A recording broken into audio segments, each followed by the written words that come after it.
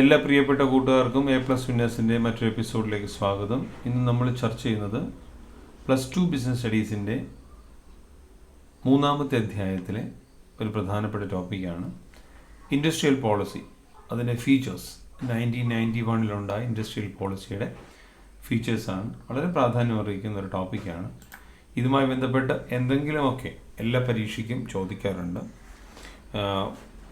Economic development എന്നുണ്ടായി എന്നോ അല്ലെങ്കിൽ industrial policy എന്നുണ്ടായെന്നോ ഒക്കെ പറഞ്ഞുകൊണ്ടുള്ള ചോദ്യങ്ങളുണ്ട്. അപ്പോൾ നമുക്കത് ആദ്യം എന്താണ് economic environment in India till 1991 1991 വരെയുള്ള എക്കണോമിക് എൻവയോൺമെൻറ്റ് എങ്ങനെയായിരുന്നുവെന്നും പിന്നീട് അത് എങ്ങനെ മാറ്റിയെന്നും എന്തൊക്കെയാണ് പിന്നീട് ചെയ്തതെന്നൊക്കെയുള്ള ചെറിയ വിവരണങ്ങളിലൂടെ. Year 1991 marks a turning point in India's economic history. രാജ്യത്തിൻ്റെ സമ്പദ് വ്യവസ്ഥയിൽ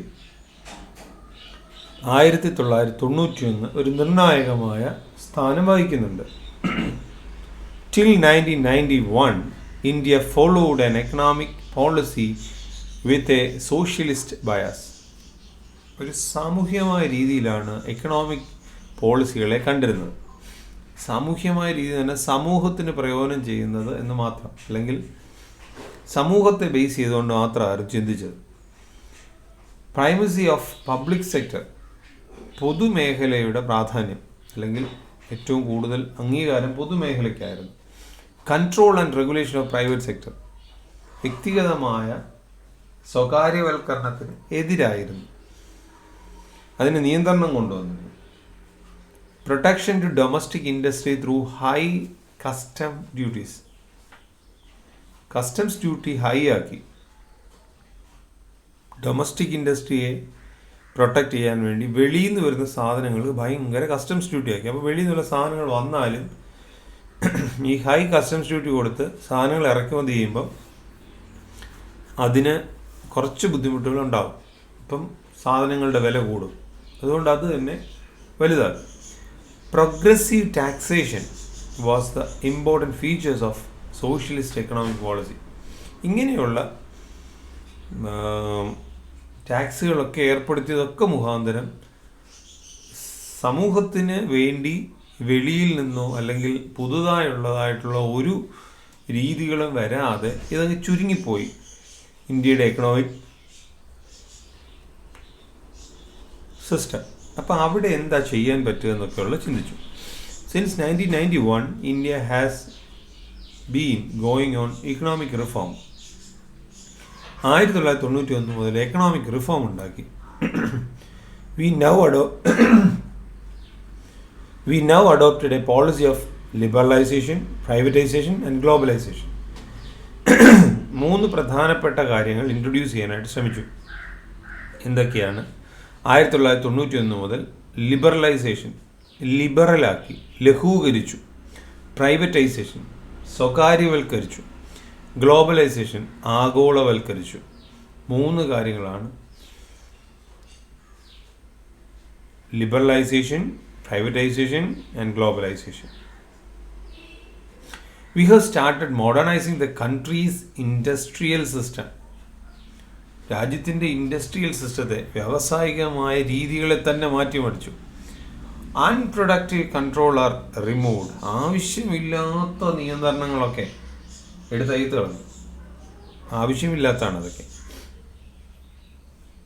സ്ഥാപനത്തിന് പ്രയോജനമുള്ള കാര്യങ്ങളെ കൊണ്ടുവരികയും എന്നാൽ അതല്ലാത്തതിനെ എടുത്തു മാറ്റുകയും ചെയ്തു. Private investment including foreign investment is being encouraged. ദേശത്ത് പണമുള്ളവരോ അതല്ലാതെ അതിനു മുകളിൽ വിദേശത്തു നിന്ന് വരുന്ന പണത്തെയും സ്വീകരിച്ചു. The policy iterates the objective employment generation, reduction of socio-economic disparity, removal of poverty and attainment of self-reliance.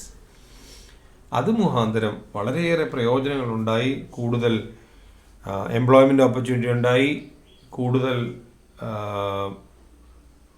Poverty മാറ്റാനായിട്ട് കഴിഞ്ഞു.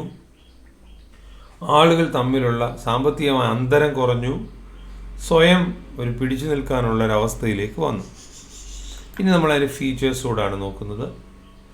1991 ഇൻഡസ്ട്രിയൽ പോളിസിയുടെ ഫീച്ചേഴ്സ് നമ്മളീ പറഞ്ഞതൊക്കെ തന്നെയാണ്, എങ്കിലും അത് അക്കമിട്ടൊന്ന് പറയുകയാണ്. ഒന്ന്, licensing has been abolished for most of the industries. കൂടുതൽ ഇൻഡസ്ട്രികളുടെയും ലൈസൻസിങ് എടുത്തു കളഞ്ഞു.